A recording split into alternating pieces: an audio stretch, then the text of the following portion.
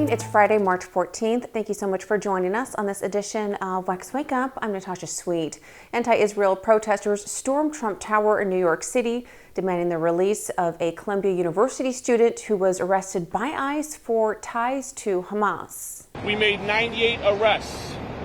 Those arrests are for trespassing, obstructing governmental administration, and resisting arrest by virtue of us having to carry some of the people out. At least 100 protesters from Jewish Voice for Peace, a group linked to U.S.-designated terrorist organizations, flooded the landmark, demanding Mahmoud Khalil's release. Police arrested 65 protesters as they chanted against Israel and held signs with anti-Trump messages. Khalil's arrest followed an executive order by President Trump targeting international students engaged in anti-Semitic activities. Trump also announced the withdrawal of $400 million in funding from Columbia University for failing to address anti-Semitism on campus. Arizona Democratic Representative Grijalva has passed away at the age of 77 after his battle with cancer, leaving a legacy as a dedicated advocate to his community. Today we mourn the loss of Congressman Raul Grijalva, a real giant of the House and of the progressive movement.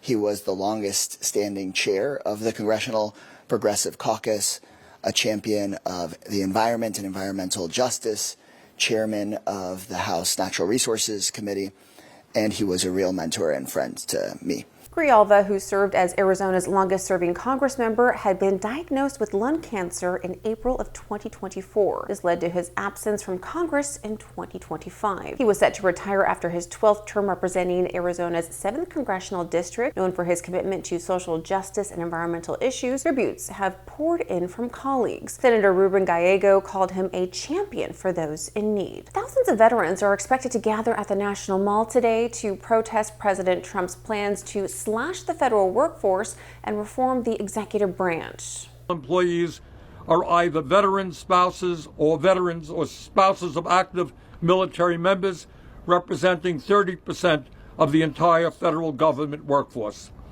An estimated 6,000 veterans have been fired across the entire federal workforce so far, and more are likely to be fired. The march, organized by Now March, is expected to draw around 3,000 participants. It'll focus on supporting veterans and criticizing the administration's attack on federal employees. Speaker Cliff Cash plans to address Trump's alleged connections to Russia and the impact of his policies on veterans. While the White House claims support for veterans through recent legislation, anti-Trump protesters like Diana Patton claim the administration's actions have negatively affected the veteran community. Well, thank you so much for joining us on this Friday morning. For more stories, be sure to head on over to our website and give us a follow on social media so you can stay in the know and all that's trending in politics.